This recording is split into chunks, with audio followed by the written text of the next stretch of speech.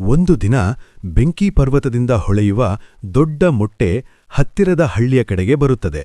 ಅದನ್ನು ಕಂಡ ಹಳ್ಳಿಯ ಜನರು ಕುತೂಹಲದಿಂದ ನೋಡುತ್ತಾರೆ.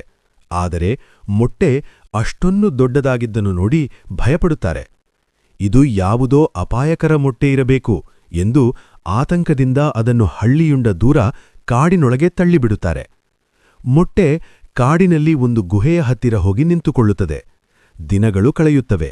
ಒಂದು ಮೊಟ್ಟೆಯಲ್ಲಿ ಚಿಕ್ಕ ಚಿರುಕು ಬಿದ್ದು ಅದರಿಂದ ಬೆಳ್ಳಿ ಬಣ್ಣದ ರೆಕ್ಕೆಗಳಿರುವ ಒಂದು ಬೇಬಿ ಅಗ್ನಿಪಕ್ಷಿ ಹೊರಬರುತ್ತದೆ. ಕಾಲ ಹೋದಂತೆ ಹಳ್ಳಿಯಲ್ಲಿ ಭಾರೀ ಚಳಿ ಆರಂಭವಾಗುತ್ತದೆ. ಗಾಳಿ, ಮಂಜು ಮತ್ತು ಹಿಮಪಾತದಿಂದ ಮನೆಗಳು ಮುಚ್ಚಿಹೋಗುತ್ತವೆ. ಜನರು ಬೆಚ್ಚಗಾಗಲು ಏನೂ ದಾರಿ ಕಾಣದೆ ಕಷ್ಟಪಡುತ್ತಾರೆ. ಚಳಿಯಿಂದ ಮಕ್ಕಳು, ವೃದ್ಧರು ನಡುಗುತ್ತಾರೆ. ಆ ಸಮಯದಲ್ಲಿ ಅಗ್ನಿಪಕ್ಷಿ ಹಳ್ಳಿಯ ಕಡೆಗೆ ಹಾರಿಬರುತ್ತದೆ. ಅದರ ದೇಹದಿಂದ ಬರುವ ಉಷ್ಣತೆಯನ್ನು ಅನುಭವಿಸಿದ ಜನರು ಆಶ್ಚರ್ಯಪಡುತ್ತಾರೆ. ಅಗ್ನಿಪಕ್ಷಿ ಎಲ್ಲರನ್ನೂ ತನ್ನ ರೆಕ್ಕೆಗಳ ಮೇಲೆ ಕುಳ್ಳಿರಿಸಿ ಕಾಡಿನ ಗುಹೆಯ ಕಡೆಗೆ ಹೋಗುತ್ತದೆ.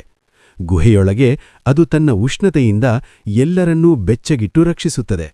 ಹಳ್ಳಿಯ ಜನರ ಜೀವ ಉಳಿಯುತ್ತದೆ. ಆದರೆ ಎಲ್ಲರೂ ಸುರಕ್ಷಿತವಾದ ನಂತರ ಅಗ್ನಿಪಕ್ಷಿಯ ಕಣ್ಣಲ್ಲಿ ನೀರು ತುಂಬುತ್ತದೆ. ನನ್ನನ್ನು ಭಯದಿಂದ ದೂರ ತಳ್ಳಿದ್ರಲ್ಲ, ಆದರೂ ನಿಮ್ಮನ್ನು ರಕ್ಷಿಸಿದ್ದೇನೆ ಎಂಬ ಮೌನದ ಭಾವ ಅದರ ಮುಖದಲ್ಲಿ ಕಾಣಿಸುತ್ತದೆ.